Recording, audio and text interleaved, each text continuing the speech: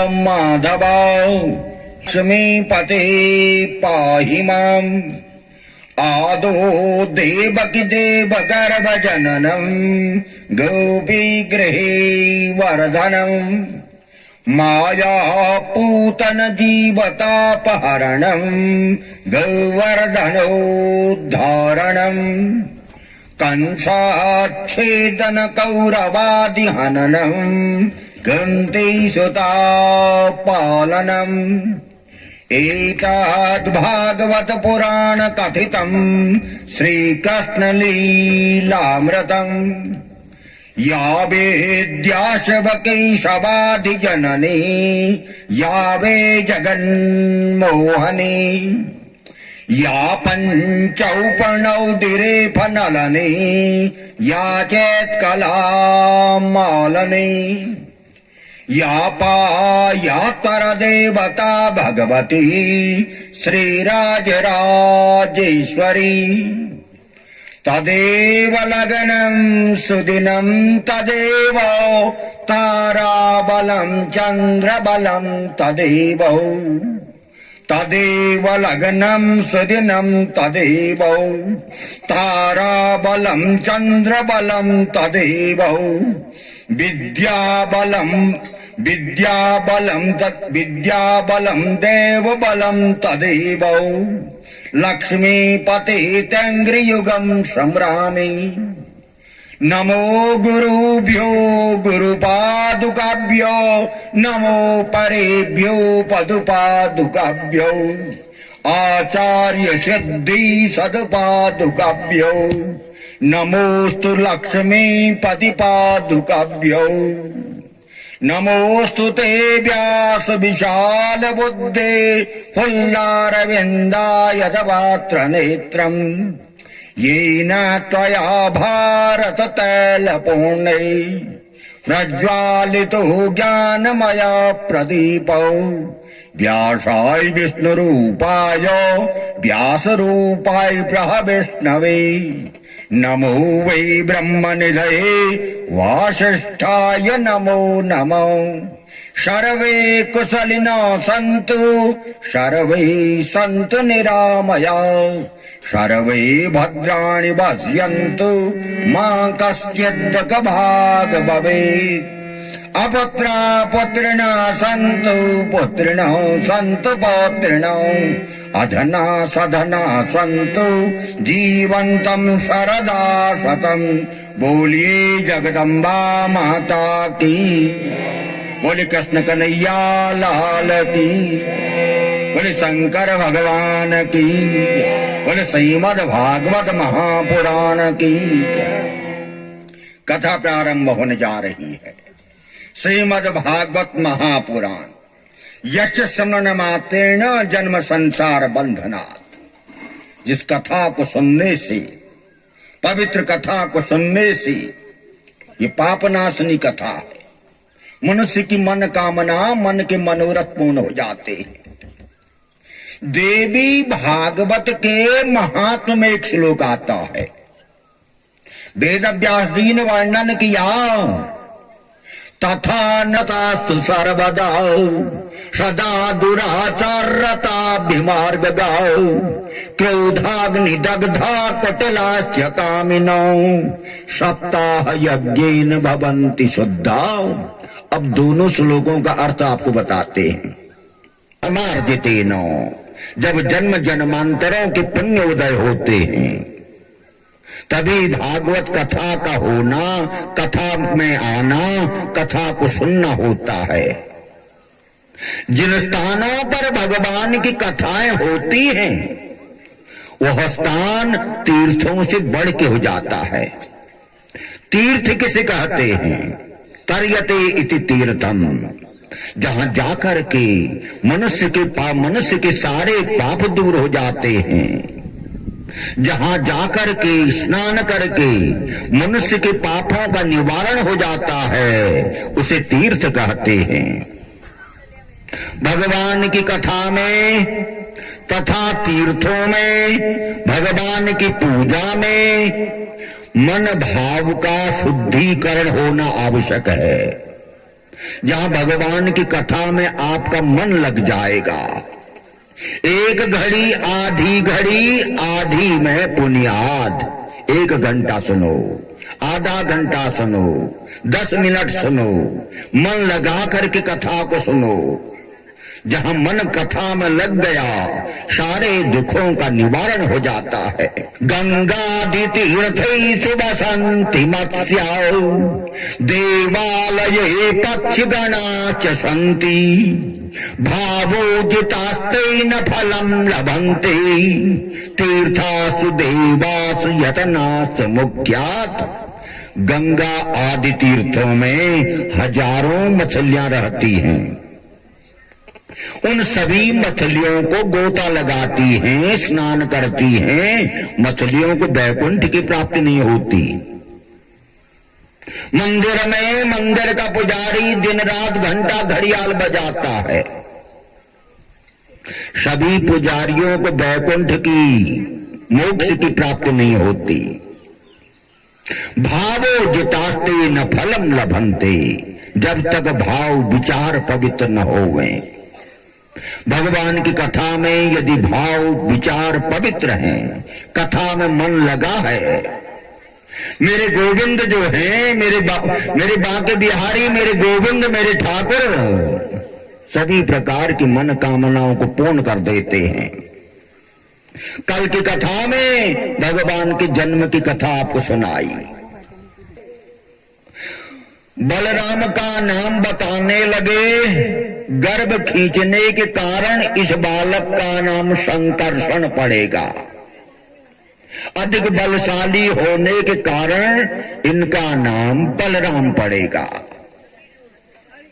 ये कृष्ण जो है रोहिणी के पास में जो बालक था, उसका नाम कृष्ण रखा। ये सांवले हैं, इनके अनेक नाम हैं। भगवान गोकुल में अनेक लीलाओं को करने लगे। ये भगवान की कथा में मन क्यों नहीं लगता? बोलने की ही इच्छा क्यों होती? लंका में गए, निशाचरों का वध किया, रावण को मारा। मंदोदरी भगवान की परम भक्तनी थी, भगवान के चरणों में गिरी। अभी भी मंदोदरी का नाम लिया जाता है। अहिल्या द्रौपदी तारा कुंती मंदोदरी तथा पंचकन्या समरे नित्यम महापाप विनाशनम। अहिल्या द्रौपदी कुंती तारा, इनका नाम लेने से पापों का निवारण हो जाता है। अब तामसी जो थी कुंभकर्ण की स्त्री, वो पटरानी मर्यादा पुरुषोत्तम राम जी के पास आई। राम जी, मुझे भी, मेरा भी कल्याण कर दो, मुझे भी कहीं भली जगह में स्थान दे दो। भगवान राम जी ने विचार किया, मर्यादा पुरुषोत्तम राम जी ने, ये तामसी शरणागत हुई है, भला स्थान मांग रही है, कहां देवो। भगवान कहने लगे, जहां कथा कीर्तन भागवत होगा वहां चली जाना। समय बताने लगे, लोगों को बातों में लगा देना। जहां नींद आएगी, आलस्य आएगा, परस्पर एक दूसरे को बातों में लगा देना, वह समय तुम्हारा हो गया। जो अश्रद्धालु व्यक्ति आएंगे उनको बातों पर लगा देना। अब कुंभकर्ण की स्त्री तामसी बड़ी प्रसन्न हुई, कथा में गई।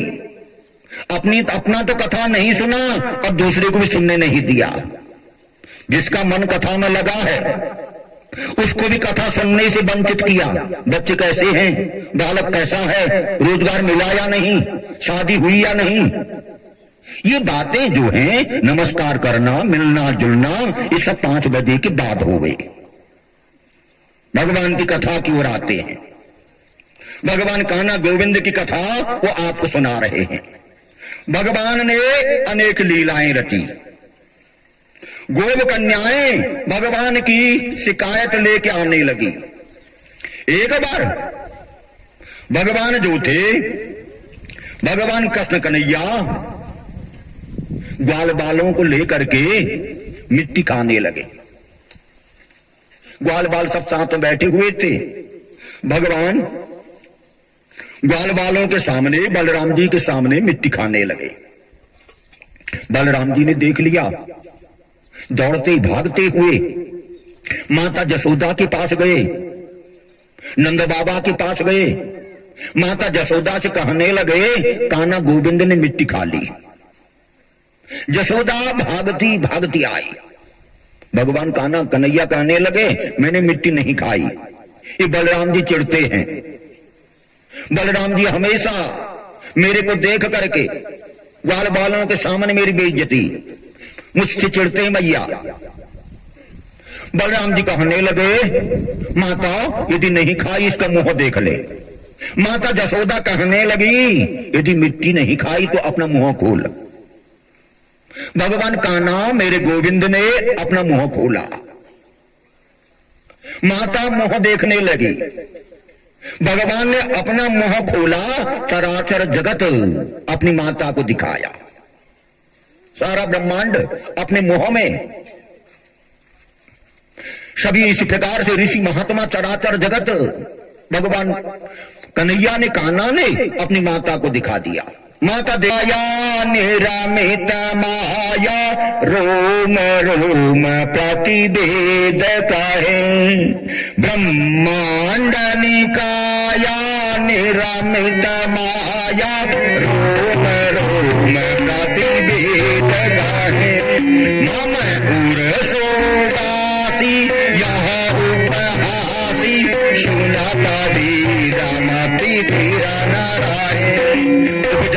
जब ज्ञान तब मुस्काना, सरित बहुत विधि कीन जाहे। कई कथा सुनाई मातु बुझाई, यही प्रकार सुत प्रेम लाहे। माता तुम्ही बोली सोमति बोली, गजमुनाथ यह रूप की जैसी सुनीला अति प्रिया शीला, यह सुधा परम अनूप। सुनी भजन सुजाना रोदन ठाना, होए बालक सुर भूपा। यह चरित जे गावै हरि पद पावै, तेन परहि भवतूपा। इस प्रकार सारे ब्रह्मांड को देख करके माता कहने लगी, माता पुनि बोली सोमति डोली, तजहु ताति रूपा। कान्हा कन्हैया इस रूप को त्यागो, जो तुम मुझे चराचर जगत दिखा रहे हो। इस रूप को त्यागो। क्षणमात्र तुम्हारा हमारा एक सा है। मैं नहीं जानती कि तेरा बालक मेरे घर में चोरी क्यों करता है।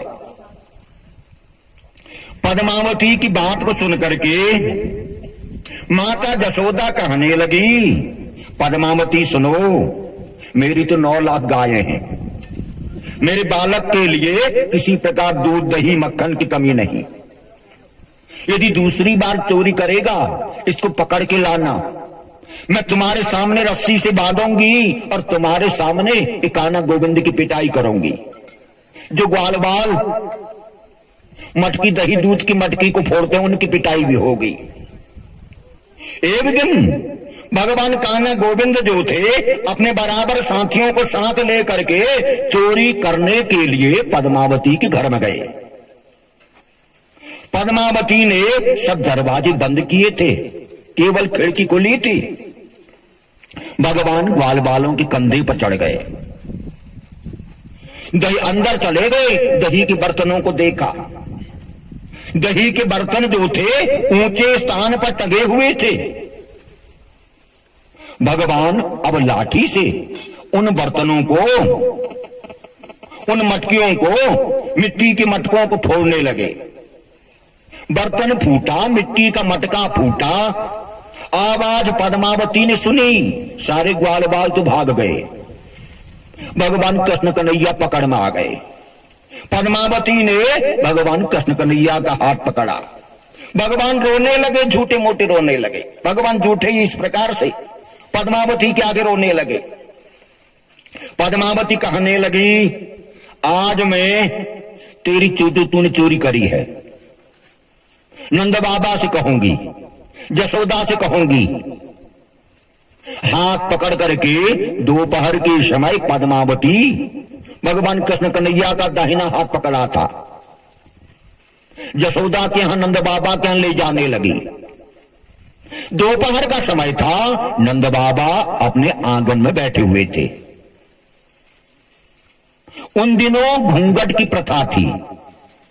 बहुएं अपने सास ससुर की बड़ी इस प्रकार से, सास ससुर की इज्जत, सास ससुर को अपना मुंह नहीं दिखाते, जेठ को अपना मुंह नहीं दिखाते।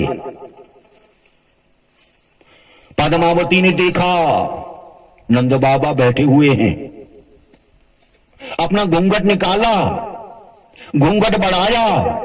ज्यों ही घूंघट पद्मावती ने बढ़ाया, भगवान कान्हा गोविंद ने पद्मावती के बालक का रूप बना लिया। जैसा बालक उसका था उसी प्रकार की अवस्था, उसी प्रकार का रूप। अब पद्मावती भगवान कान्हा गोविंद का हाथ पकड़ करके यशोदा के पास ले गई। यशोदा, आज तेरे लल्ला को पकड़ के लाई हूं, ग्वाल बालों के साथ मेरे घर में आया, दही के बर्तन मटके सब तोड़े। यशोदा अपने कक्ष से, अपने महल से बाहर आई, देखा कान्हा गोविंद नहीं थे। यशोदा कहती, भाभी सुनो, आज तो मेरी शिकायत करने के लिए मेरे माता पिता के पास अब आई। यदि दूसरी बार शिकायत करी, मैं तेरे पति का रूप बना लूंगा। आज तो केवल तेरे बालक का रूप बनाया, दूसरी बार शिकायत करेगी, मैं तेरे पति का रूप बना लूंगा। भगवान माखन मिश्री एक गोपी जो थी, जो त्रेता के जितने ऋषि महात्मा थे, वो सब मथुरा वृंदावन गोकुल में गोप कन्याएं बनी। ऋषि महात्मा गोप कन्याएं भगवान के दर्शनों को पाकर के अपने आप को धन भाग मानती थी। माखन चोरी का तो एक बहाना था। भगवान कान्हा मेरे गोविंद के साथ उनका अगाध जन्म जन्मांतरों का प्रेम था। भगवान कृष्ण कन्हैया एक बार अनायास एक गोपी के घर में चले गए।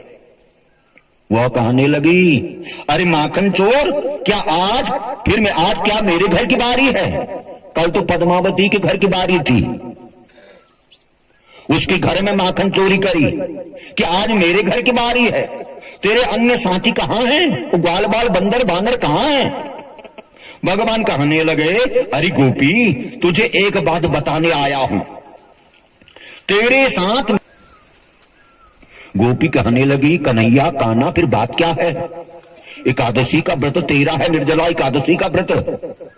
ये दोपहर के समय में मेरे घर में आया, क्या बताने आया है? भगवान कृष्ण कन्हैया मेरे गोविंद कहने लगे, तेरे पति तो जंगल में गए हैं गाय बच्चियों को लेकर के, मैं जंगल से ही आ रहा हूं। तेरे पति को बिच्छू ने काट दिया है। तेरा पति जंगल में गया था, गाय बच्चियों को लेके गया था, एक पेड़ के नीचे बैठा था, एक बिच्छू आया, वो तेरे पति को काट के चला गया है। वह वहां होश में नहीं है, बेहोश पड़ा है। ये बात मैं तुझे बताने आया हूं, दोपहर में बताने आया हूं। गोपी को विश्वास हो गया, कहने लगी, कान्हा गोविंद सुनो, मेरे घर की देखभाल करना, मैं जब तक ना आऊं इस घर से मत जाना। भगवान कान्हा कन्हैया बड़ी प्रसन्न हुए, को बांटा। भगवान तो नाना प्रकार की लीलाओं को करने वाले थे। एक बार माता यशोदा धान कूट रही थी। कान्हा गोविंद और बलराम दोनों खिड़की में खड़े थे। माता को धान ओखली में धान कूटते हुए देखने लगे। माता रोहिणी और यशोदा धान कूटने का कार्य कर रहे थे कि अपने आंगन में। कान्हा के हाथ में, कन्हैया के हाथ में माखन लगी हुई रोटी थी। बलराम जी ने तो खा लिया था अपनी रोटी। मेरे कान्हा मेरे गोविंद के हाथ में जो रोटी थी उसमें माखन मिश्री मक्खन लगा हुआ था। इतने में कौवा आया, भगवान कृष्ण कन्हैया के हाथ से माखन लगी हुई रोटी को उठा के दांतों से चौंक से उस रोटी को उठा करके रोटी को लेकर के चला गया, भाग के चला गया। संत वाणी में आया, काग के भाग कहां सजनी, अरे काग के भाग कहां सजनी, हरि हाथों से ले गयो माखन रोटी। उस कौवे के कितने बड़े भाग हैं जो भगवान के हाथ से माखन लगी हुई रोटी को ले जा रहा है। भगवान जो थे नाना प्रकार के लीलाओं को करने लगे। भगवान कृष्ण कन्हैया अनेक लीलाओं को करने लगे। एक बार गोकुल में पेड़ गिरने की आवाज आई। बकासुर नाम का एक राक्षस था। वो भगवान कृष्ण कन्हैया को, बाल बालों को उसने देखा। उसने कान्हा कन्हैया को एक वृक्ष में ओखली में बांध दिया। यशोदा इस प्रकार से आई, नंद बाबा आए, ओखली से भगवान कृष्ण कन्हैया को खोला। त्रेता की शबरी, परसों आपने शबरी पर सुंदर भजन सुना। जो त्रेता की शबरी थी वह द्वापर में एक फल बेचने वाली बनी, मथुरा में एक फल बेचने वाली। एक बार वह फल बेचने वाली एक बूढ़ी माता फलों में आम, अमरूद, अखरोट, नाना प्रकार के सुंदर अंगूर, नारंगी, इन फलों को लेकर हाथ में लाठी लेकर मथुरा से गोकुल में पहुंची और आवाज लगाने लगी, फल ले लो, फल ले लो, फल ले लो। जो ही नंद बाबा के महल के समीप पहुंची, भगवान कृष्ण कन्हैया को देखा। पहले आम ले लो, अमरूद ले लो, सेब ले लो पुकार रही थी। भगवान गोविंद को देखा, कहने लगी, कृष्ण ले लो, कृष्ण ले लो, अरे कृष्ण ले लो, कृष्ण ले लो करती थी।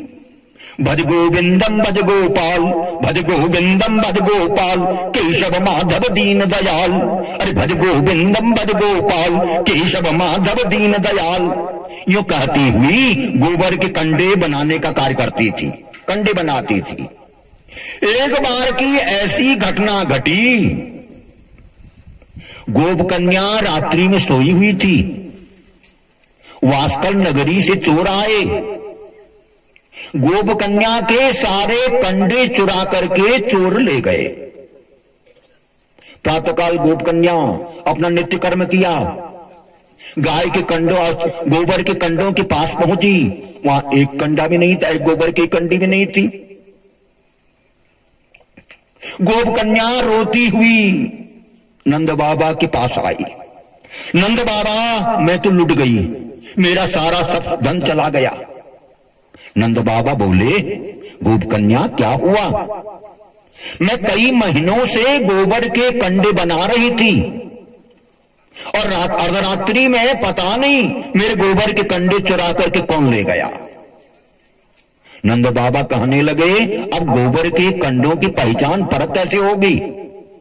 वह गोप कन्या कहने लगी, मेरे गोबर के कंडों की पहचान मैं स्वयं कर लेती हूं।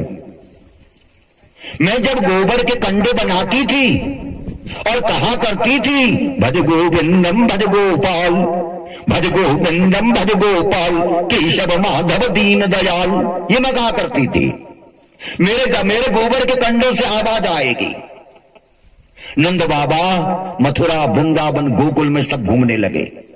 वास्कल नगरी में पहुंच गए। जो चोर गोबर के कंडे चुरा के ले गया था, गोप कन्या ने अपने गोबर के कंडे पहचान लिए। उन गोबर के कंडों से आवाज आ रही थी। गोबर के कंडे पाकर के बार बार नंद बाबा को प्रणाम करने लगी। मथुरा से 8 किलोमीटर की दूरी पर वृंदावन है और वृंदावन की बड़ी महिमा है।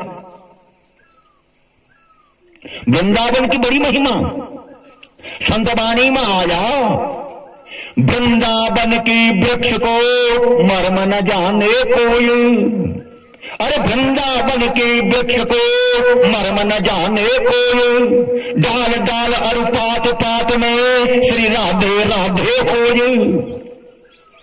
वृंदावन की बड़ी महिमा। कभी मथुरा वृंदावन गए हो?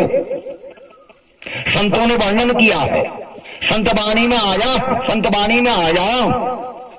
वृंदावन सम बन नहीं, नंद गांव सम गांव।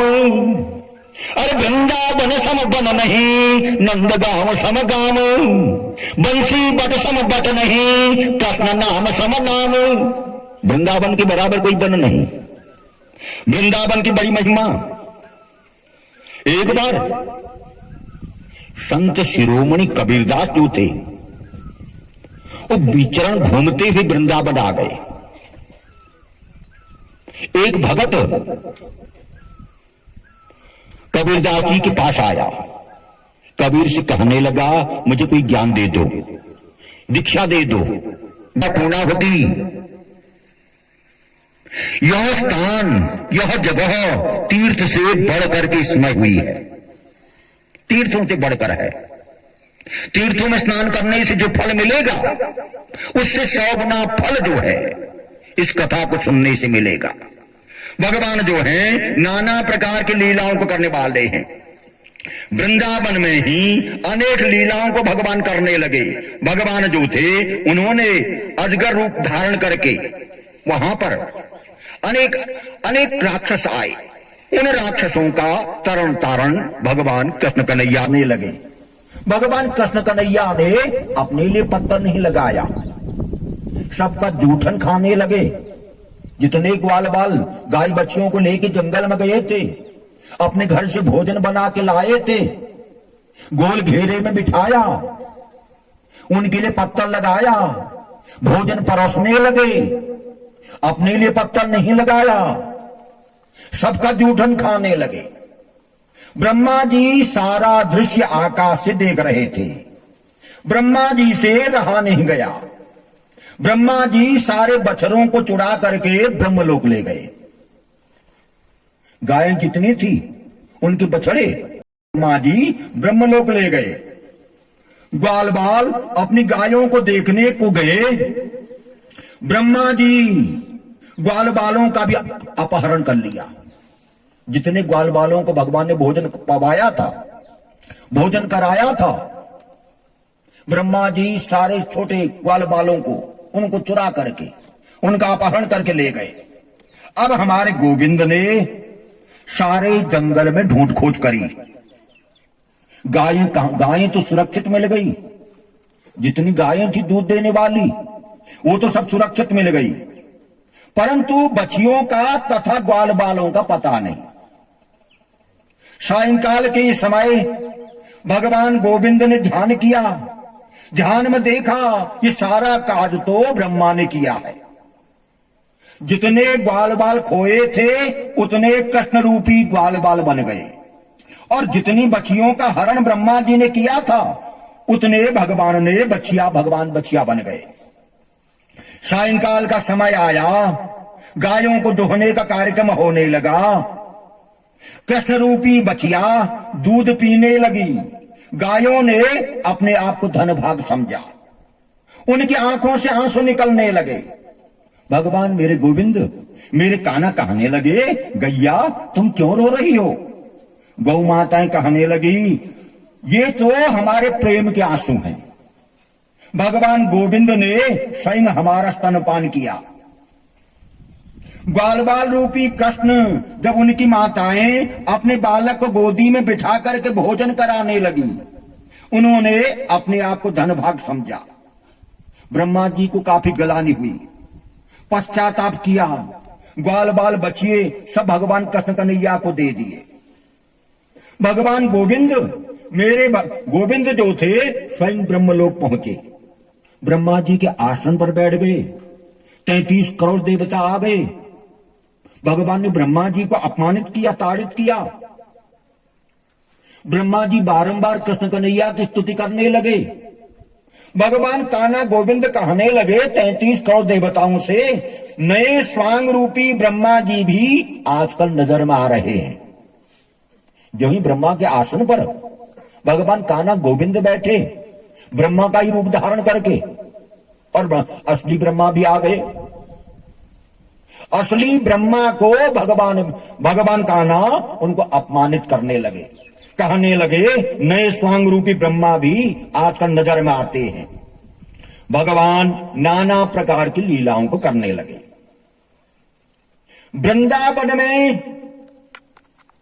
वृंदावन में ललिता नाम की गोपी थी, बड़ी घमंडी थी, बड़ी रूप यौवन वाली। उसको देख करके सारे बाल बाल डरते थे। बाल चरित हरि बहुविधि कीना, की जय शिशु लीला अति प्रिय शीला, यह सुख परम अनूपा। भगवान तो बाल लीला करने में निपुण, मेरे कान्हा मेरे गोविंद। मन सुखा, सभी इस प्रकार से मन सुखा, अक्षुदामा, मृदमंगल सब भगवान के पास आए। कान्हा से कहने लगे, कान्हा सुनो, हमने सब गोपियों के घरों में जाकर के दही माखन मिश्री सब खाई। ये ललिता नाम की गोपी जो है, ये तो बड़ी घमंडी है, अपने रूप यौवन में रहती है। इसके घर से हमने दही माखन कभी नहीं खाया। भगवान ग्वाल बालों से कहने लगे, आज इसके घर में जाकर के हम कोई नई बाल लीला करेंगे, और यह अपने आप शिकायत करने के लिए हमारे माता पिता के महल में आएगी। मेरे गोविंद जो थे, ग्वाल बालों को लेकर के अर्धरात्रि में उसके घर में पहुंचे। उसने सब रोशनदान, खिड़की, दरवाजे सब बंद किए थे। भगवान गोविंद ने देखा रोशनदान जो है वो थोड़ा सा खुला है। धीरे से रोशनदान को सुकून खोल दिया।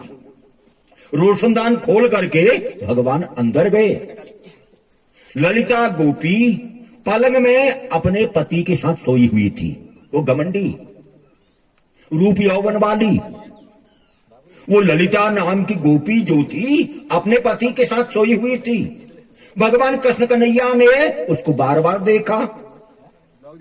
उसकी पति की लंबी लंबी दाढ़ी थी। मेरे गोविंद को एक शरारत, मेरे भगवान को एक शरारत याद आई। भगवान कृष्ण कन्हैया ठुमुक ठुमुक कर धीरे से उन दोनों के पलंग के पास गए।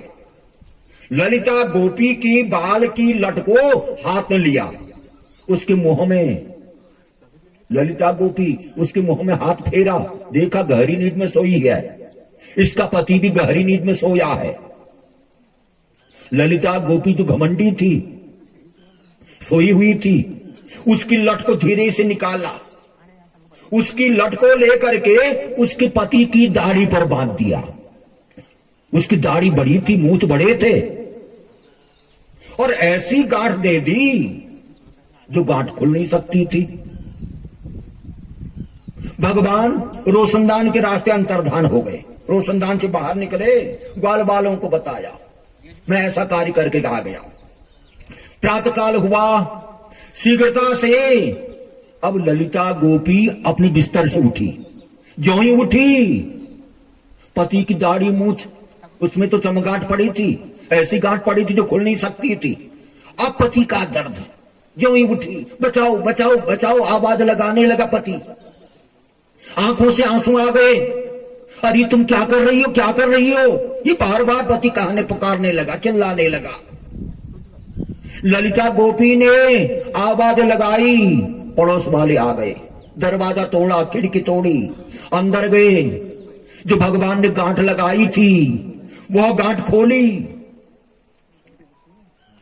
अब जसोदा के यहां सारी गोप कन्याएं हाथ में झंडा लेकर के नंद बाबा के यहां जाने लगे और कहने लगे, हमारी मांगें पूरी करो, हमारी मांगें पूरी करो। जुलूस लेके जितनी गोप कन्याएं थी हाथ में डंडा और झंडा लेकर के भगवान कृष्ण कन्हैया की शिकायत लेकर के नंद बाबा के घर में पहुंचे। नंद बाबा जसोदा दोनों बाहर आए, हजारों गोप कन्याएं हाथ में डंडा और झंडा लेके गए आए हैं और आवाज लगा रहे हैं, हमारी मांगें पूरी करो, हमारी मांगें पूरी करो। जसोदा बोली, अरे क्या हुआ, आज ये जुलूस निकाल के क्यों आ रहे हो? वो ललिता नाम की गोपी कहने लगी, जसोदा बताएं क्या? बताने लायक तो कुछ रहा ही नहीं गया, अब क्या बताएं, क्या कहें? नंद बाबा कहने लगे, जब बताओगे तभी तो पता चलेगा ग्वाल वालों ने क्या किया है, ये कान्हा ने क्या किया है। कहने लगी ललिता गोपी, मैं रात्रि में सोई हुई थी, ये तुम्हारा लल्ला जो है रोशनदान के रास्ते आया, मेरी लट को मेरे पति की दाढ़ी मूछ में बांध के चला गया, हमारा तो सोना ही हराम कर दिया, कहां जाएं, कहां सोएं, कहां रहें। दरवाजा बंद किया था, खिड़कियां रोशनदान सब बंद किए थे, लेकिन तुम्हारा लल्ला, तुम्हारा बालक जो है वो इस प्रकार। जसोदा कहने लगी, अब नंद बाबा तो हंसने लगे, जसोदा कहने लगी, अब नहीं करेगा, इसको जो है अवश्य मैं इस प्रकार से दंड दूंगी। मथुरा से 10 किलोमीटर की दूरी पर वृंदावन, भगवान जो थे नाना प्रकार की लीलाओं को करने लगे। भगवान जो थे, भगवान के काली आदि है। जो हमारे शास्त्री जी आए हैं परम गुरु, वो तो 10 मिनट का समय अवश्य, 10-15 मिनट का समय अवश्य ही लेंगे, अवश्य हमें सबको कृतार्थ करेंगे। बाकी जो राजनेता इत्यादि आते हैं, उनको ससम्मान, उनकी मनोकामना पूर्ण हो गए, वो जो इच्छा भाव से यहां आ रहे हैं, भगवान उनके मनोरथों को पूर्ण करे। मेरे कान्हा गोविंद, जो इच्छा करहु मन माही, हरि प्रसाद कुछ दुर्लभ नाही। मेरे गोविंद सब कामनाओं को पूर्ण करने वाले हैं, पार ब्रह्म परमात्मा परमेश्वर है। भगवान के काली नाग का वर्णन। यमुना के किनारे एक कुंड था, उसमें काली नाग रहता था, उसके विष से सारा जल खोलता रहता था। ऊपर से पक्षी झुलस करके उसके नीचे गिर जाते, जो भी गिरता उसका प्राणांत हो जाता, उन पक्षियों का, उनका गोविंदाय नमः हो जाता। एक कल की कथा में आपने देखा, यजमान के द्वारा, अन्य भक्तों के द्वारा यहां पर टोपियां, कंदुक, गेंद इस प्रकार से लाए गए।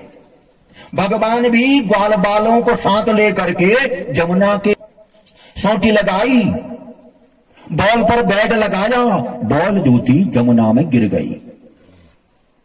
अब सब ग्वाल बाल रोने लगे, बॉल तो जमुना में गिर गई।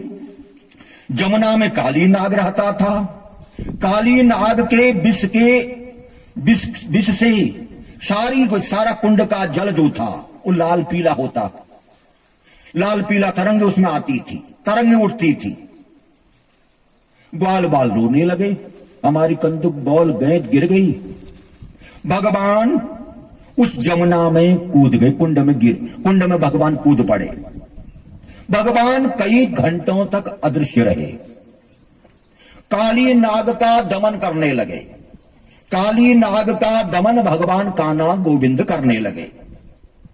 ग्वाल बाल माता जशोदा के पास गए, माता जशोदा से कहने लगे, गैत गिरी जमुना जल में, गैत गिरी जमुना जल में, तब कूद पड़े ब्रजराज कन्हैया। ले डुबकी पाताल गए तब, कारी सिना दिन लेत बलैया। कित गए कानन, कित गए कुंडल, कित गई ब्रजराज की गैया। गोकुल नगरी में शोर भयो तब, रोवत आई जशोदा मैया। गैत गिरी जमुना जल में, तब कूद पड़े ब्रजराज कन्हैया। ले डुबकी पाताल गए वहां, कारी सी नागिन लेत बलैया। कित गए कानन, कित गए कुंडल, कित गई ब्रजराज की गैया। गोकुल नगरी में शोर भयो तब, रोवत आई जशोदा मैया। यशोदा रोती भी आई। जशोदा रोती हुई ग्वाल बालों से कहने लगी, मेरे कान्हा, मेरे गोविंद को बचा दो। नंद बाबा से कहने लगी, लेकिन यशोदा ने उस जमुना में छलांग नहीं लगाई जब तक शरीर में ये बोलने वाला है, इस पर ममता बनी रहती है। आत्मा ते बल्लभे तातो सर्वैषां मनुष्यणाम। माया को छोड़ना, सतोगुणी, रजोगुणी, तमोगुणी, ये 3 गुणों वाली माया है। मां जगदंबा भगवती ने सारे संसार को मोहित किया है। यदि माया नहीं होती, ममता नहीं होती, इस भूमंडल के कोई भी कार्य नहीं होते। भगवान ने काली नाग का दमन किया। काली नाग का दमन भगवान कृष्ण कन्हैया ने किया। वहां पर एक शौभरी महात्मा रहते थे। 12 वर्षों तक उन्होंने 12 वर्षों तक एक शौभरी महात्मा गंगा के किनारे उस काली नाग का जो कुंड था, उस कुंड के समीप एक महात्मा जी रहते थे। 12 वर्षों तक उन्होंने जल में निवास किया, तपस्या करी। जल में सम्मद नाम का एक मच्छराज रहता था। उसके पुत्र पौत्र आदि आगे पीछे, पूंछ में, सिर में घूमते घूमते हुए आनंद से उसके साथ कीड़ा करते थे। एक महात्मा जी थे, 12 वर्ष तक जल में, जमुना के जल में 12 वर्ष तक महात्मा जी ने तपस्या करी। जब तपस्या पूर्ण हो गई, उन्होंने देखा एक सम्मद नाम की मछली थी। उसके हजारों पुत्र थे। कोई पूंछ में, कोई आंख, कोई उसके पूंछ में, कोई सिर में, चारों तरफ बालक बालिकाएं बैठी थी। शौभरी महात्मा उस मछली को देख करके अपने आप मन में सोचने लगे, अहो यह मछली धन्य है जो ऐसी अनिष्ट योनि में उत्पन्न हो करके भी अपने बच्चों के साथ दिन रात क्रीड़ा कर रही है। ये भाव शौभरी महात्मा के मन में आए। ऐसी अभिलाषा करते हुए जल समाधि से बाहर निकले। हजारों वर्ष के बूढ़े महात्मा जल से बाहर निकले। उनके मन में विवाह करने की इच्छा हुई। उन्होंने विवाह करने की इच्छा इस प्रकार से जताई। भगवान की मनोमयी कथा आपको सुना रहे हैं। भगवान सभी प्रकार सबके मनोरथों को पूर्ण करने वाले हैं।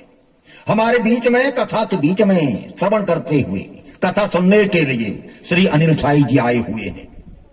भगवान उनकी मन कामना, मन के मनोरथों को पूर्ण करे। ये व्यासपीठ से आशीर्वाद है। वो जिस भाव से, जिस इच्छा से यहां आए हैं, जो इच्छा करहु मन माही, हरि प्रसाद कुछ दुर्लभ नाही। भगवान जी की कृपा से कोई वस्तु दुर्लभ नहीं। मेरे कान्हा, मेरे गोविंद जो हैं, सबकी मन कामनाओं को पूर्ण करने वाले हैं। अनिल साई जो इस प्रकार से प्रदेश के विभाग प्रभारी जी हैं, भाजपा से जुड़े हुए हैं, राजनेता हैं। भगवान कान्हा मेरे गोविंद उनकी मनोकामना पूर्ण करे। जो उनकी मन की अभिलाषा है, जिस अभिलाषा को लेकर के यहां पर कथा में आए हैं, महात्मा की कथा आपको सुना रहे हैं। हजारों वर्ष के बूढ़े महात्मा 12 वर्ष तक जल समाधि ली, जल में बैठ के पूजा, जल में बैठ के तपस्या करी। एक मछली को देखा, उस मछली को देख के मोहित हो गए और महात्मा ने विचार किया मुझे विवाह करना है। वे मानधाता के, राजा मानधाता के यहां गए। राजा मानधाता की 50 कन्याएं थी। राजा ने बड़ा सत्कार किया, कारण पूछा। ऋषि बोले मैं कन्या की अभिलाषा से आया हूं, अतः मुझे एक कन्या दे दो, मेरा संकल्प भंग मत करो। दान देने में राजा की ख्याति बढ़ती है। मानधाता मन ही मन विचारने लगे, ये महात्मा का शरीर तो जराजीर्ण, हजारों वर्ष के बूढ़े महात्मा, मैं अपनी बालिका का विवाह कैसे करूं? शौभरी महात्मा से कहने लगे हे राजन, तुम चिंतित क्यों होते? शौबरी महात्मा कहने लगे, राजन तुम चिंता क्यों करते हो? तुम्हें अवश्य एक बालिका देनी होगी। मानधाता राजा कहने लगे, हे भगवान, हमारे कुल की रीति है, कन्या जब भी वर को पसंद करेगी तभी विवाह कार्य होगा। ऋषि को टालने लगे और कोई दूसरा उपाय नहीं, ऋषि को टालने का कोई दूसरा उपाय नहीं।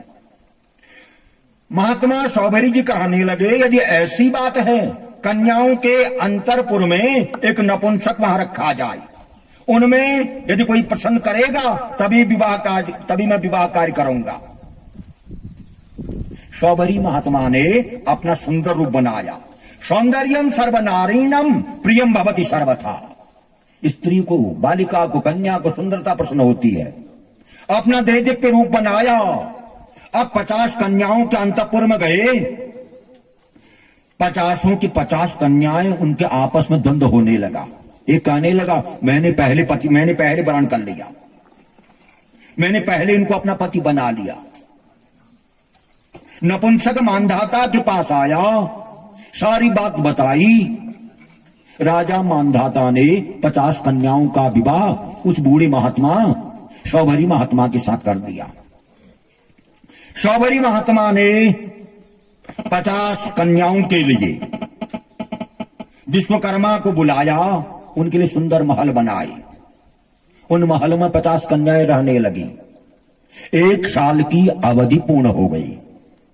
मानधाता के मन में विचार, वो किस प्रकार बीच में शास्त्री जी आएंगे, वो अपना प्रवचन, आशीर्वाद वचन उत्सव को देंगे। बोले कृष्ण कन्हैया लाल की जय, बोले सनातन धर्म की जय। दया सुदन देहि चित्रम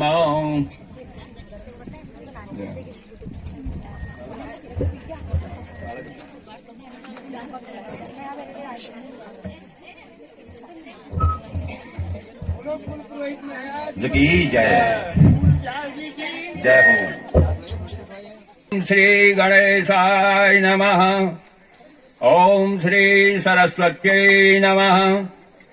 ओम अखंड मंडलाकारं मेन व्याप्तं सचराचरं तत्पदं दर्शितं येन तस्मै श्री गुरुवे नमः। श्री गुरुचरण कमलेभ्यो नमो नमः। ओम गजाननं भूतगणादिसेवितं कपेत्थजम्बो फलचारुभक्षणम् उमासुतं शोक विनाशकारकं नमामि विघ्नेश्वर पादुपङ्कजम्। तदेव लग्नं सुदिनं तदेव ताराबलं चन्द्रबलं तदेव विद्याबलं दैवबलं तदेव लक्ष्मीपते चेङ्घ्रियुगं स्मरामि। नारायणं नमस्कृत्य नरं चैव नरोत्तमं देवीं सरस्वतीं व्यासं ततो जयमुदीरयेत्। बोले कृष्ण कन्हैया लाल की, सभी भक्तजनों की। अखंड ब्रह्मांड के रचयिता पर ब्रह्म परमात्मा व आद्या शक्ति महामाया को सतत नमन करते हुए व्यासपीठ पर आरूढ़ श्री जोशी जी के को नमन तथा समस्त यजमान परिवार, जितने भी कथा श्रोता यहाँ पर उपस्थित हैं, सबका अभिवादन करते हुए अपनी अल्पवाणी से आपका जो है यहाँ पर थोड़ा सा मनोरंजन किया जाएगा। देखिए, ये श्रीमद् भागवत है, 4 शब्दों से बना हुआ है। अब इतनी लंबी व्याख्या नहीं करेंगे, लेकिन ये भागवत कब हुआ, व्यास जी ने कब बनाया, ये मैंने आपको कल सुना दिया था। तो इसका प्रवचन जब सुखदेव जी ने राजा परीक्षित को सुनाया, तब से इसका जो है अस्तित्व बढ़ गया। तोता जिस फल पर चोंच मार देता है तो वो फल मीठा हो जाता है। तो व्यास जी ने तो लिखा, लेकिन जब इसका प्रवचन परीक्षित को सुखदेव जी ने महाराज ने सुनाया तो इसका अस्तित्व बढ़ गया। इसके द्वारा नाना प्रकार की ये कथा जब सुखदेव जी को सुनाने, सुखदेव जी जब राजा परीक्षित को सुनाने बैठे थे, तो उस समय स्वर्गलोक में खलबली मच गई। जैसे आप लोगों ने सुना कि गजुड़ा गांव में मास्टर साहब के घर में भागवत की कथा हो रही है, तो इस शब्द को खलबली मची तो देवता अमृत का कलश लेकर कहाँ आ गए, गंगा के किनारे पर आ गई। ये कथा ऐसी साधारण नहीं है, बड़ी दुर्लभ कथा है। देवता सारे इंद्रादि देवता वहां पर आए। वेद व्यास जी सुखदेव महाराज को प्रणाम किया, कलश रख दिया, अमृत का कलश रख दिया। तो देखिए देवता क्या कहने लगे, हे महाराज ये राजा मृत्यु से डर रहा है, क्योंकि 7 दिन में इसको सर्प ने डस देना है, इसकी मृत्यु हो जाएगी, इसको अमृत पिला दो, ये अमर हो जाएगा, और ये कथा रूपी अमृत हमको पिला दो। सुखदेव जी ने बड़ा विचार किया, अरे ये स्वर्ग में रहकर भी ये स्वार्थी बन गए, यहां भी व्यापार करने आ गए। नहीं नहीं, तुम पात्र नहीं हो, को कांचों को मणि, कहां कांच कहां मणि। इंद्रादि देवताओं को ये कथा प्राप्त नहीं हुई। आप और हम लोगों के तो अहोभाग्य है जो ऐसी श्रीमद् भागवत की कथा, जितने 7वें दिन की कथा आपको सुनाई जा रही है। अभी व्यास जी कुछ कह रहे थे कि कथा के बीच में जो हल्ला गुल्ला करते हुए क्यों करते, कैसे होता है, तो आपको बताते हैं। आप कथा सुनने यहां आए हैं, जब घर से निकलते हैं तो आदमी 3 भागों में बढ़ जाता है। एक तो श्रोता बनकर आता है कि ददुड़ा गांव में महाराज साहब के घर में श्रीमद् परब्रह्म परमात्मा की कथा हो रही है, तो उसका पान करना है। वह क्या करेगा, वहां से घर से आते समय अपने गुरु का स्मरण करेगा। गुरुर् ब्रह्मा गुरुर् विष्णु गुरुर्देवो महेश्वर गुरुर् साक्षात परम ब्रह्म तस्मै श्री गुरुवे नमः। गुरु का स्मरण करके, इष्ट का नाम लेके जो इस कथा में बैठने आएगा उसको कोई बाधा नहीं होगी, वो ध्यानस्थ होकर कथा सुनेगा। अब कुछ लोगों का स्वभाव ऐसा होता है, वो सोता बन के आते हैं, अरे वहां जाना था, एक दिन कथा सुननी थी, लोग कहेंगे नहीं आया। वो यहाँ ऐसे आगे, न इष्ट का नाम न गुरु का नाम, उनको यहाँ नींद लगने लगती है। कुछ लोग इसलिए आते हैं, तीसरे हिस्से में बढ़ जाते हैं, श्रोता, सोता और सरौता। सरौता कौन होता है, अरे वहां तो बड़ा भंडारा चल रहा है, सब लोग आ रहे हैं, देखो कौन क्या पहन के आ रहा है, कौन क्या खा के आ रहा है, सब देखने के लिए आ जाते हैं, वो निंदा करने में लगे रहते हैं। तो इसलिए जिसको भी कथा जब सुननी हो तो भगवान की श्रद्धा के साथ कथा सुननी चाहिए। अब समय कम है, मैं व्यास जी के द्वारा अभी जो ब्रह्मा को मोह हुआ था, सर्वम विश्वमयम जगत, पहले ग्वालों बछड़ों की चोरी करके ले गए, वो भोजन लीला कर रहे थे। अब लंबा नहीं सुनाऊंगा, संक्षेप में सुना देता हूं। वो वहां पर भोजन कर रहे थे तो जंगल में गए, जितने बछड़े थे सारे स्वर्ग ब्रह्मलोक में ले गए, वहां निद्रित कर दिए। अब थोड़ी देर हो गई, भोजन लीला समाप्त हो गई भगवान की। भगवान ने कहा था तुम बैठो, देखो मैं आ रहा हूं, अभी मैं गाय बछड़ों को छुड़ा कर ले आता हूं। तो बछड़ों को ढूंढने गए तो वहां सारे बछड़े गायब हो गए, बछड़े गायब थे। तो यहां आए, वापिस आए तो क्या हुआ, न बछड़े न ग्वाल बाल, कोई भी नहीं, सब ब्रह्मलोक में ध्यानस्थ लीन में हो गए। अब ब्रह्मा जी ने ये लीला 1 साल तक की पूरी। कितने साल तक, 1 साल तक ये सारी लीला उन्होंने की। उसके बाद उनको भ्रम हुआ, अरे वो ब्रह्म कह रहे हैं उसको तो ग्वाल बालों का जूठा खाने वाला है, कहीं देखें तो क्या हो रहा है वहां। ब्रह्मा जी यहाँ देखने आए, वही जो बछड़े वहां सोए हैं वही बछड़े यहाँ बने हुए हैं, जो ग्वाल वहां सोए हैं वही सब ग्वाल यहाँ सब खेल कर रहे हैं। अब ब्रह्मा जी बड़े आश्चर्य, देखिए जब ब्रह्मा जी की बुद्धि मोहित हो जाती है, आप और हमारा तो साधारण ही क्या कहना। तो उस समय भगवान ने एक लीला और कर दी, अपना ब्रह्मा का रूप बना दिया, और पहले ब्रह्मा के जो है ब्रह्मलोक में जाने से पहले अपना जो है ब्रह्मलोक में सिंहासन पर बैठ गए। द्वारपालों से कह दिया आजकल बहुत ठग वाले ब्रह्मा आ रहे हैं, इनको आने मत देना अंदर, बहुरूपिया आ रहे हैं। अब जैसे असली ब्रह्मा अंदर को प्रवेश करने लगे, द्वारपालों ने कहा ओ ब्रह्मा तुम नकली ब्रह्मा हो, तुम कहां से आ रहे हो। ब्रह्मा जी, असली ब्रह्मा जी कह रहे हैं अरे तुम ये क्या कह रहे हो, मैं ही तो असली ब्रह्मा हूं, मुझे ठग बता रहे हो। अरे नहीं नहीं, तुमने भांग पी ली क्या, जो तुम इस प्रकार आ रहे हो। हमारे गुरु, हमारे जो है ब्रह्मा जी तो अंदर बैठे हुए हैं। तो ब्रह्मा ने थोड़ा ध्यान किया, मैं आपके ब्रह्मा के दर्शन करना चाहता हूं, असली ब्रह्मा कह रहे हैं, पर ब्रह्म परमात्मा जो बने थे ब्रह्मा, उनका ध्यान देखना चाहता हूं। तो भगवान अंतर्धान हो गए, पहुंच गए। तो इस प्रकार ब्रह्मा जी जब ये माया देखी तो ब्रह्मा जी ने 40 श्लोकों में भगवान की परब्रह्म मेरे कन्हैया की 40 श्लोकों में स्तुति की। उसमें से 8वां श्लोक है तत्तेनुकंपाम सुसमीक्षमाणा भुंजाने व स्वकर्म विपाकौ। 8वां श्लोक है, ब्रह्मा जी के द्वारा स्तुति किया हुआ। आप भी कहते हैं, हम भी कहते हैं, 3 चीजें अगर जो जीवन में घटित कर लेगा उसका बेड़ा पार। तत्तेनुकंपाम, भगवान जो करता है भला करता है, आप भी कहते हैं, हम भी कहते हैं, जो हुआ अच्छा हुआ, भगवान जो करते हैं भला करते हैं, ये सब होने लगा। अब इतने में क्या हुआ, ये सारी चीजें लीलाएं चल रही थी तो क्या हुआ, उस देश का जो राजा था वो हथियारों का बड़ा शौकीन था। एक तलवार बेचने वाला वहां पर आया, उसने राजा के सामने तलवार दिखाई, अब नचा के तलवार घुमाई तो राजा जो अंगुली कर रहा था, राजा की अंगुली कट गई।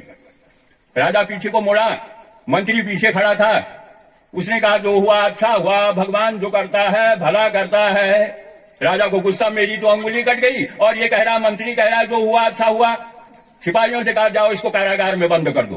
कारागार में डाल दिया गया। उस समय भी उस मंत्री ने यही कहा, भगवान जो करता है भला करता है। निपट गया। राजा की अंगुली ठीक, दवा पूजा करके ठीक हो गई। राजा एक दिन शिकार खेलने के लिए चला गया, मंत्री साथ में था नहीं। वहां जो है डाकों के सरदार ने महाकाली के मंदिर में प्रार्थना की थी कि भैया हम ये काम में सफल हो जाएंगे तो हम नर बलि देंगे। तो राजा पर मिला, राजा को पकड़ कर ले गए। राजा को पकड़ के ले गए, वहां नहलाया धुलाया, सब कुछ तैयारी की गई। अब महाकाली के मंदिर में राजा की बलि देने के लिए तैयार हुए। एक ने कहा, इसके पांव के नाखून से लेकर सिर के बालों तक देखो कोई अंग खंडित तो नहीं है। देखा गया अंगुली कटी थी। अरे छोड़ो छोड़ो छोड़ो छोड़ो। राजा समझ गया। राजा ने कहा, अरे ये तो बड़ी अच्छी बात हो गई, अंगुली कटी नहीं होती तो मेरी तो गर्दन साफ हो जाती। राजा वापिस आया, गद्दी में बैठा। मंत्री सैनिकों से कहा, जाओ उस मंत्री को बुला लाओ। मंत्री को सामने किया गया। मंत्री से कहा गया कि भैया मेरी तो अंगुली कटी, मैं बच गया, तुमको कारागार हो गया, तुम्हारा क्या कारण है? उसने कहा, तत्तेनुकंपाम, भगवान जो करता है भला करता है। अगर मुझे आप जेल में नहीं डालते तो मैं तुम्हारे साथ जंगल में होता। तुम तो बच गए, मेरी गर्दन स्वाहा। गोविंदाय नमो नमः। बोले श्री कृष्ण कन्हैया लाल की। तो ये पापनाशा वृत्तांत देखे। गोवर्धन पूजा में भी जो अभी दक्ष नाग के जो है उसका उनकी पत्नियों ने भी भगवान की स्तुति की है।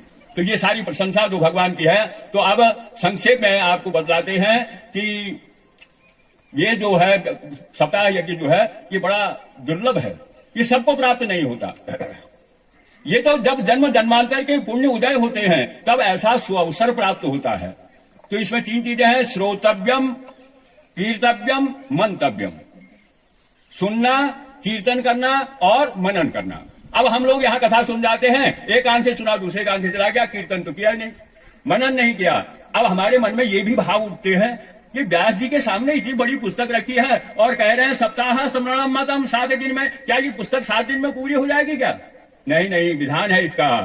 अनंत शास्त्रम बहुलात विद्याल्पस्त कालो बहुविघ्नताम जो यत सारभूतम तद उपासनीयम यथा क्षीर युवाम्बुधे। शास्त्रों की कोई कमी नहीं है, अनंत है और समय नहीं है भैया। कलयुग में 100 वर्ष की आयु है, आप देख रहे हैं 30 वर्ष से 40 वर्ष से कोई घुटने के बाहों से दर्द है, कोई कानों से, कोई किसी से, तो कैसे होगा ऐसे? तो भैया जो भी आप यहाँ सुन रहे हैं उसको हंस बन जाओ। जो हमारे जीवन को सफल करने वाली चीज है उसको ग्रहण करके चले जाओ, उससे आपका जीवन सफल हो जाएगा। इस संबंध में आपको अब ये त्रेता द्वापर सत्युग की कथा नहीं सुनाएंगे, समय अभाव है क्योंकि कथा में विघ्न होता है। संक्षेप में 12वीं सदी की कथा सुना देते हैं। 12वीं सदी में इस भारतवर्ष में सिंधु नाम का एक नरेश राजा राज्य करता था। उससे पूर्व मुगलों ने भारतीय संस्कृति, मंदिर का, साधु संत सब तोड़ ताड़ कर लूट लाट दिया था। तो सिंधु नाम के राजा हुए, उन्होंने पुनः इसको जो है संपन्न बनाया। ये भारत को क्या कहते थे? सोने की चिड़िया, दूध की नदियां यहां बहती थी। तो उस समय सिंधु राजा के घर में एक बालक पैदा हुआ, उसका नाम था संसार में राजा भूत। उस समय, आज हम अपनी भाषा बोलने में लज्जित होते हैं। गढ़वाल वाला कभी नहीं बोलेगा, दिल्ली में रहेंगे तो अपनी गढ़वाल में बात बोलेंगे। हमारा पहाड़ी अगर कोई अच्छे पोस्ट में चला गया वो बात करेगा तो वो देसी में हाँकने लगेगा। तो सिंधु नाम का राजा था। उस समय वहां पर सब लोग संस्कृत बोलते थे। जो ये व्यास जी सुना रहे हैं, श्लोक सुना रहे हैं ना, संस्कृत कहते हैं इसको देववाणी कहते हैं। ये देवताओं की वाणी है, उसका प्रचलन था। तो राजा अपना सुंदर हो रहा था, राजा विद्वानों का सेवक था। उसके राज्य में 1400 पंडित निवास करते थे। 1400 पंडित, एक से एक विद्वान। उनमें सबसे श्रेष्ठ था कालिदास। अब लंबी कथा नहीं सुनाएंगे। जो है जंगल में भगवती की तपस्या की थी, सरस्वती ने मुंह में वास किया था, तो वो कालिदास भी वहां रहते थे। तो अब एक दिन ऐसा हो गया, राजा, ये होता है स्वाभाविक गुण है, सत्व रज तम 3 गुण है, ये मानव शरीर में व्याप्त रहते हैं। तो जब इस प्रकार से वो राजा खिन्न मन हो गया, तो राजाओं के पास साधन है, या तो उपवनों में टहलने चले जाते हैं या रनिवास में चले जाते हैं। तो राजा अपना मन बहलाने के लिए कहां पहुंचा? रनिवास में पहुंचा, जहां रानी थी और उसकी सहेली थी। तो ज्यों ही दरवाजे पर राजा ने पांव रखा, अंदर से आवाज आई, आओ मूर्ख। अरे जो पतिव्रता नारी अपनी पति को देवता मानती थी, आज वो क्या कर रहा है, क्या कह रही है? आओ मूर्ख। राजा ने कानों से सुना। अगर होता, आज का आदमी होता, गृहस्थी बिगड़ जाती, घर का स्त्री को घर से निकाल देते। छिन्न भिन्न हो जाता। राजा ने कानों से सुना। सुनने का काम किसका किया? शरीर ने सुना क्या? आंखों ने सुना? मुंह ने सुना? सुनने का काम कान करते हैं। कान ने सुना, बोलने का काम कौन करती है? वाणी करती है। राजा एकांत में चला गया, सोचने लगा क्या बात हो गई भाई, क्या बात हो गई, ये मूर्ख क्यों कह दिया इसने आज? नहीं आया समझ में बात। फिर मन में विचार जो है मनन करने लगा। मनन करने लगा तो उसने कहा भैया ऐसे नहीं होगा। उसने विद्वानों की सभा बुला दी, सारे पंडितों को न्योता दे दिया। आज रात दरबार लग रहा है, सारे पंडित आमंत्रित है। अब जितने भी पंडित आए, दरवाजे से पांव रखे महल की तरफ को, राजा कहे आओ मूर्ख। अब सब लोग आश्चर्यचकित हो गए, अरे इस राजा की मति खराब हो गई क्या? जो साधु संत गौ ब्राह्मण की सेवा रक्षा करने वाला है वो आज हमको मूर्ख कह रहा है। अब लेकिन राजा के सामने करते क्या? जितने पंडित थे सब अंदर गए, आओ मूर्ख आओ मूर्ख आओ मूर्ख करके जब अंदर चले गए तो बैठ गए सब। अब आखिरी में कालिदास का नंबर आ गया। कालिदास जी पहुंचे अंदर को, आओ मूर्ख। कालिदास तो भगवती का उपासक था। सोचने लगा कि क्या बात हो गई, राजा की मति क्यों बिगड़ गई। भगवती के चरणों में चला गया। आपत सुमग्नम शरणम त्वदीयम करोमि दुर्गे करुणान्वेषी न तत्थटत्वं मम भावेता सुधाति सार्था जननी समरंती। बालक जब रोता है तभी माँ उसको देखने जाती है। हे माँ, अब मैं तेरी शरण में हूं। ये राजा जो ब्राह्मणों का सेवक है आओ मूर्ख कह रहा है। तो भगवती माँ उसकी जिह्वा में प्रवाह हो गई। उसने आओ मूर्ख पर श्लोक बना दिया। खादन्न गच्छामि हसन्न जल्पेत गतम न सोचामि कृतम न मन्ये द्वाभ्याम तृतीयो न भवानी राजन किं कारणम भोज भवानी मूर्खौ। अब आप समझे नहीं? खादन्न गच्छामि, एक मूर्ख वो होता है जो रास्ते में चलता रहता है, हाथ में या जेब में रोटी लेकर या कोई चीज लेकर खाते हुए जाता है। एक प्रकार का मूर्ख वह है। हसन न जल पे, कुछ लोगों का स्वभाव जल पे माने पानी पीना नहीं है। जल पे का मतलब है कि अपने आप कोई कथा कहे बात कहे अपने आप ही हंसने लगे। अपनी कहीं दुनिया नहीं हंस रही है, वही हंस रहा है जो कह रहा है, वो दूसरे प्रकार का मूर्ख है। गतम न सोचामि, जो बीती हुई बातों को नहीं सोचता रहता है। अरे मैं मेरे लिए ये हो गया, मैंने ये किया, मैंने ये कर दिया, इस प्रकार जो कह सोचता है वो तीसरा मूर्ख है। चौथा मूर्ख है कृतम न मन्ये, किए हुए उपकार को जो मनुष्य नहीं मानता है वो जो है चौथा मूर्ख है। लेकिन सबसे बड़ा महामूर्ख है द्वाभ्याम तृतीयो न भवानी राजन, दो व्यक्ति कहीं पर बात कर रहे हैं, तीसरा बीच में टांग अड़ाने लगे, वह महामूर्ख है। राजा समझ गया कि मैं रानी और उसकी सहेली जो थी गुप्त वार्ता में थी, मैं चला गया। इसलिए उसने मूर्ख कहा, गृहस्थी बनी रही। बोलिए कृष्ण कन्हैया लाल की। यह है श्रवण की महिमा। गृहस्थ को अपनाने के लिए कानों से सुनो, वाणी से कीर्तन करो, मन से उसका मनन करो, चिंतन करो कि आखिर ये हुआ क्या है। तो इसलिए आप थोड़ा सा समय आगे देते हुए थोड़ा सा हरि सुमिरन कर लेते हैं, उसके बाद अपनी वाणी को विराम देते हैं। भजमन नारायण नारायण नारायण, भजमन नारायण नारायण नारायण, श्रीमन नारायण नारायण नारायण, श्रीमन नारायण नारायण नारायण, लक्ष्मी नारायण नारायण नारायण, लक्ष्मी नारायण नारायण नारायण, बद्री नारायण नारायण नारायण, बद्री नारायण नारायण नारायण, भजमन नारायण नारायण नारायण, भजमन नारायण नारायण नारायण। बोलिए कृष्ण कन्हैया लाल की। आज के आनंद की, सभी भक्तजनों की,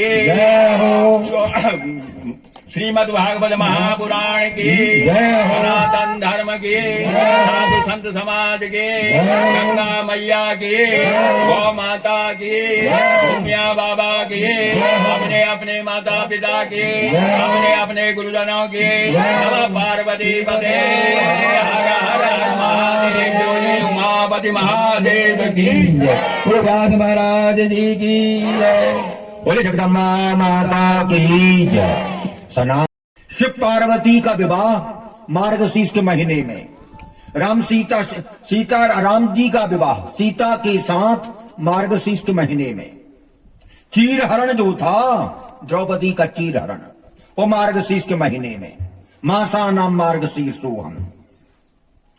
मार्गशीर्ष का महीना सब महीनों में अति उत्तम है। प्रातः काल हेमंत ऋतु का महीना अगहन का महीना था।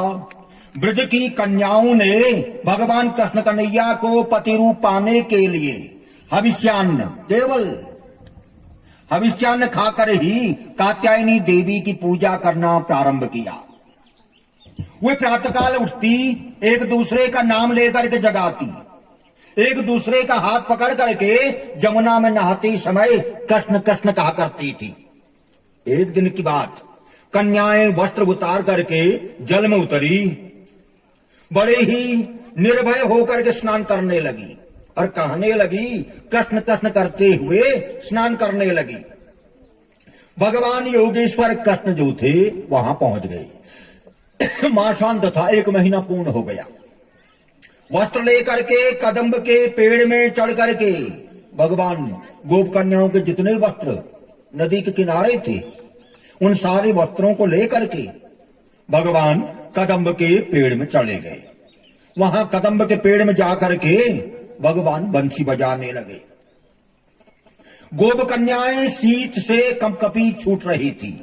कहने लगी, सारी गोप कन्याएं जो जमुना में स्नान कर रही थी, भगवान से कहने लगी, हे कृष्ण अनीति मत करो, सारा ब्रज तुम्हारी सराहना करता है। भगवान हमारे साथ अन्याय मत करो, आप जो कहोगी, आप जो भी कहोगे हम सो करेंगे। हमारे साथ अनीति मत करो, हमारे वस्त्र हमें दे दो। यदि हमारे वस्त्र हमें नहीं दिए, हम तुम्हारी शिकायत नंद बाबा से करेंगे। नंद बाबा के पास जाकर के हम कहेंगे, हे यशोदे तब बालकोसो, हे यशोदे तब बालकोसो, मुरारी नामा वसुदेव सूनो, मादाय वस्त्रम वरणाम मदीयम, करोमि दुर्गे यमुना निकुंजे।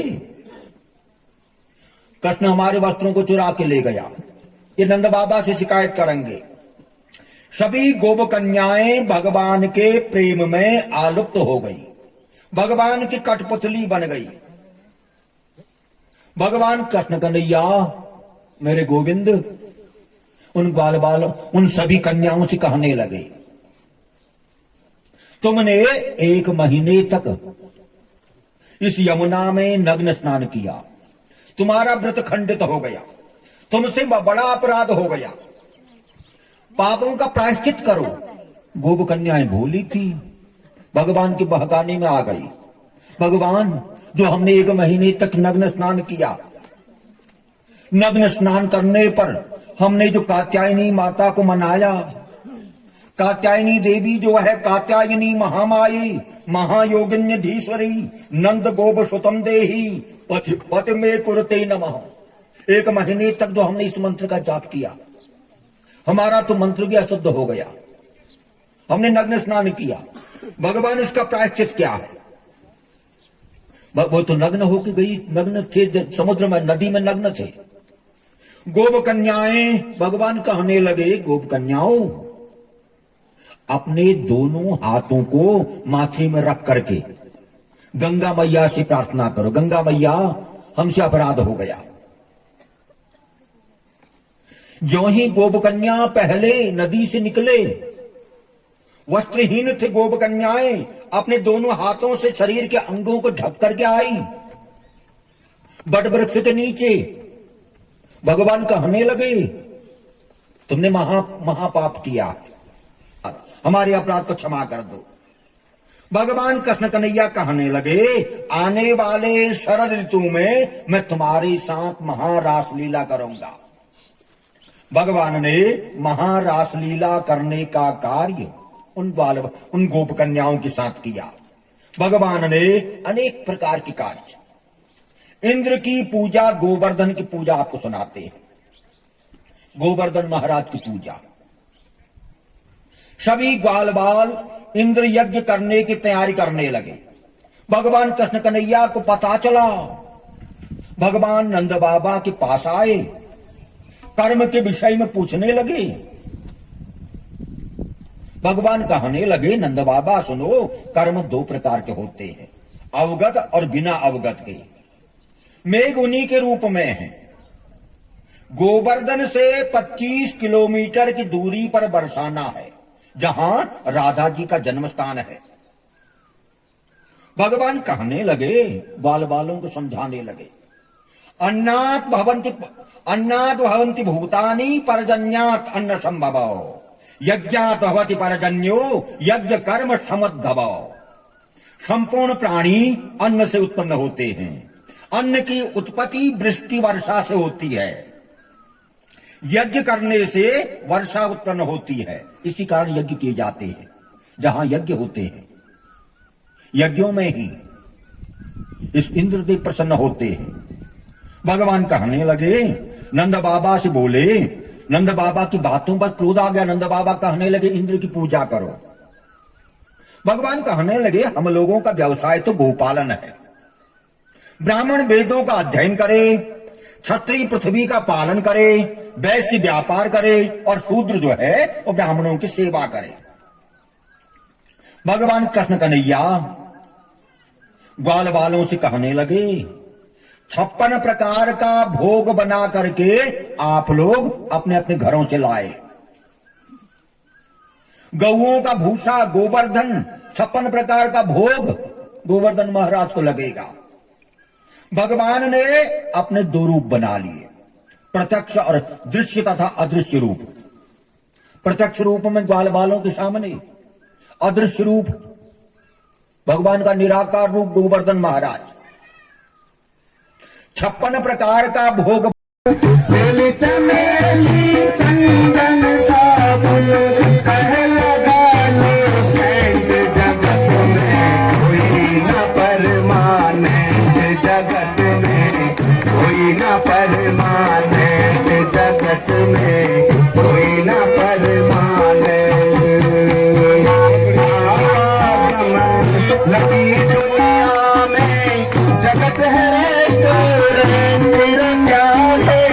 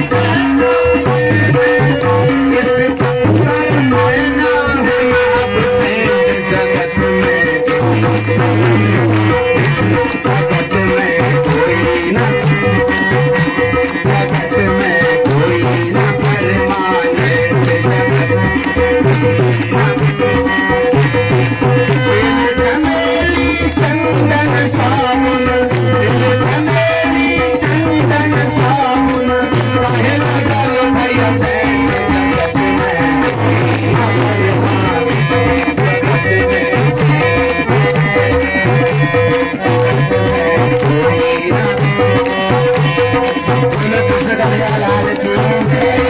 तो जैसा कि आपने सबने सुना कि जगत में इस दुनिया में कोई भी परमानेंट नहीं है, तो बड़ा छोटा सब यही रह जाता है। तो इसी का संदेश भाग एक दूसरा एक भजन और है।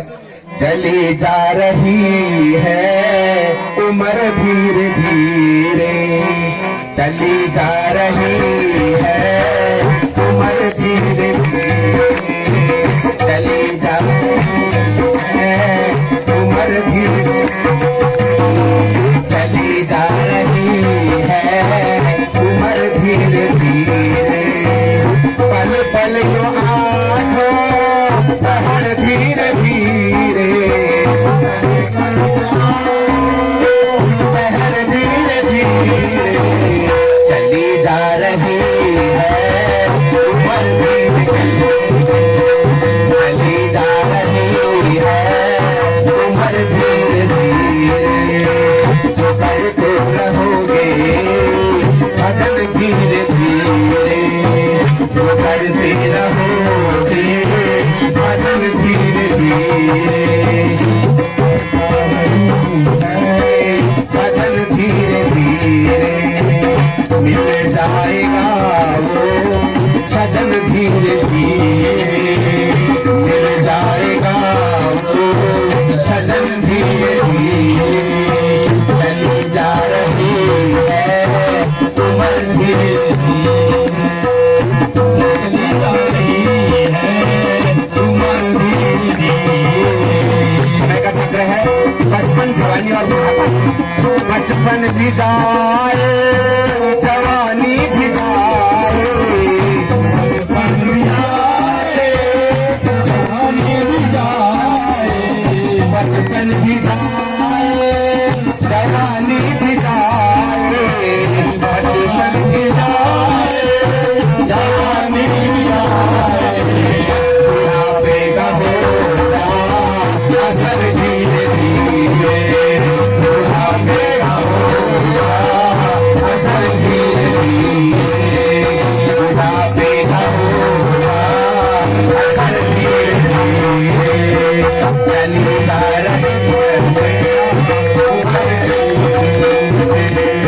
चली जा रही है उम्र धीरे धीरे, तेरे हाथ पाँव में बल ना रहेगा, तेरे हाथ पाँव में बल ना रहेगा, तेरे हाथ पैरों में बल ना रहेगा, तेरे हाथ पैरों में बल ना रहेगा, झुकेगी कमर कमर धीरे धीरे, झुकेगी तुम्हारी कमर धीरे धीरे, झुकेगी तुम्हारी कमर धीरे धीरे, कमर धीरे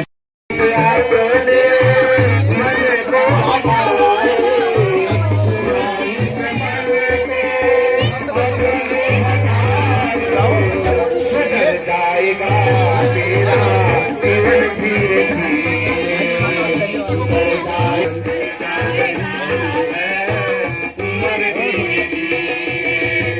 चली जा रही है उम्र धीरे धीरे, चली जा रही है उम्र धीरे धीरे, इस दिल